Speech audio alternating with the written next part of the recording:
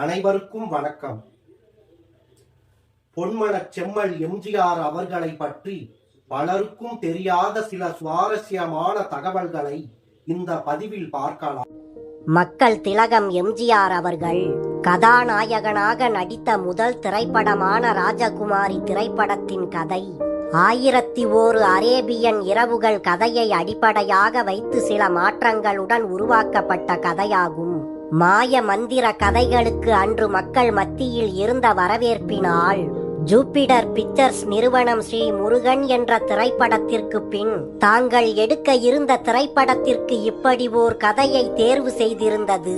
ராஜகுமாரி திரைப்படத்தில் மக்கள் திலகம் எம்ஜிஆர் கதாநாயகன் என்றாலும் அந்த படத்தின் கதாநாயகி மாலதிக்கு வழங்கப்பட்ட சம்பளத்தில் பாதிதான் இந்த படத்தில் எம்ஜிஆர் அவர்களுக்கு சம்பளமாக தரப்பட்டது. டி.எஸ். பாலையா அன்று புகழ்மிக்க நடிகராக இருந்தார். அதனால் எம்ஜிஆருக்கு வழங்கப்பட்ட சம்பளத்தை விட 5 மடங்கு அதிகமாக அவருக்கு சம்பளம் வழங்கப்பட்டது. மேலும் ராஜகுமாரி படத்தின் போது சுவாரஸ்யமான ஒரு சம்பவம் அரங்கேறியது. ராஜகுமாரி பட தயாரிப்பில் இருந்தபோது வழக்கம் போல் விநியோகிஸ்தர்கள் படங்களை ஒப்பந்தம் செய்ய ஸ்டுடியோவிற்கு வந்தனர். அவர்களில் பெங்களூரை சேர்ந்த நாகண்ணா என்ற பிரபல விநியோகஸ்தரும் ஒருவர். பல வருடங்களாக ஜூபிட்டருடன் தொழில் தொடர்பில் இருப்பவரான அவர் அன்றைய காலகட்டத்தில் பிரபலமாக இருந்த நடிகரான டி.ஆர். ராமச்சந்திரனின் வித்யாபதி என்ற படத்தை அதிக விலைக்கு ஒப்பந்தம் செய்தார். அதற்கு காரணம் டி.ஆர். ராமச்சந்திரன் அன்று மிகவும் பிரபலமாக இருந்தார். இந்த டி.ஆர். ராமச்சந்திரன் என்பவர் பின்னாளில் மக்கள் திலகம் எம்ஜிஆர் அவர்கள் கதாநாயகனாக நடித்த அன்பேவா திரைப்படத்தில் கதாநாயகியாக நடித்த சரோஜா தேவிக்கு தந்தையாக நடித்திருந்தார். 1945ஆம் ஆண்டு ஏவிஎம் செட்டியார் தன்னுடைய பிரகதி ஸ்டுடியோ மூலம் டி.ஆர். ராமச்சந்திரன் அவர்களை கொண்டு ஸ்ரீ வள்ளி என்ற திரைப்படத்தை 2 லட்சம் ரூபாய் முதலீட்டில் தயாரித்தார். அந்த நாளில் அந்த திரைப்படத்தின் வசூல் 20 லட்சம் ரூபாய். அந்த நாளில் தயாரிப்பாளருக்கு பெரும் லாபம் கொடுத்தது அந்த திரைப்படம். மதுரை சென்ட்ரல் சினிமா தியேட்டரில் ஸ்ரீ வள்ளி திரைப்படம் 55 வாரங்கள் தொடர்ந்து ஓடியதாக கூறப்படுகிறது.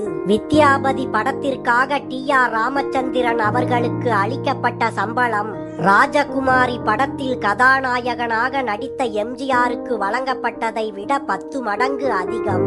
இதிலிருந்தே அன்றைக்கு இந்த 2 ராமச்சந்திரன்களுக்கும் இடையே இருந்த வித்தியாசத்தை அறிந்து கொள்ளலாம். அப்போது நாகண்ணாவிடம் எஸ்.கே. அவர்கள் ராஜகுமாரி படத்தை பற்றி சொன்னார்.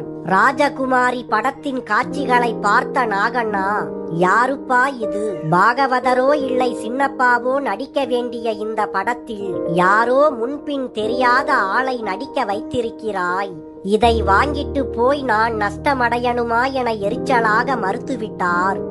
அப்போது எஸ்.கே. அவர்கள் நாகண்ணாவிடம், நீங்கள் வித்யாபதியை வாங்கிக் கொண்டால் ராஜகுமாரியை குறைந்த விலைக்கே தருகிறேன், அதையும் வாங்கிக் கொள்ளுங்கள் என்று சொன்னார். இதை கேட்டு கோபமடைந்த நாகண்ணா, என்ன எஸ்.கே., உன் பழைய பார்ட்னரான என்னிடமே உன் தொழில் புத்தியை காட்டுகிறாயா? நீ சும்மா தந்தாலும் ராஜகுமாரி திரைப்படம் எனக்கு வேண்டாம் என்று கூறிவிட்டு வித்யாபதி திரைப்படத்தை மட்டும் வாங்கிக் கொண்டு ஊர் போய் சேர்ந்தார். அதன் பின் வித்யாபதி ராஜகுமாரி 2 படங்களும் திரையிடப்பட்டன. அதில் ராஜகுமாரி திரைப்படம் அபார வெற்றி. வித்யாபதி திரைப்படத்திற்கு போட்ட முதலீடு கூட கிடைக்கவில்லை. இதுதான் சினிமா என்னும் வர்த்தக விளையாட்டு. ராஜகுமாரி பற்றி அன்றைய பிரபல சினிமா இதழான குண்டூசி ராஜகுமாரியில் ராமச்சந்திரனை பிரதம பாத்திரத்திற்கு தேர்ந்தெடுத்த ஏ.எஸ்.ஏ. சாமியை பாராட்ட வேண்டும்.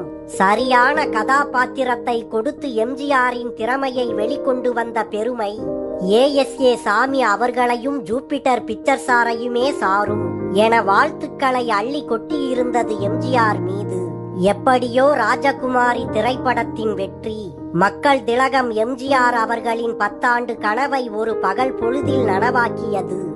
எல்லா ஆண்களின் வெற்றிக்கு பின்னாலும் ஒரு பெண் இருப்பாள் என்பார்கள். மக்கள் திலகம் எம்ஜிஆர் அவர்களின் திரையுலக வெற்றியின் பின்னணியாக இருந்தது ஒரு ராஜகுமாரி.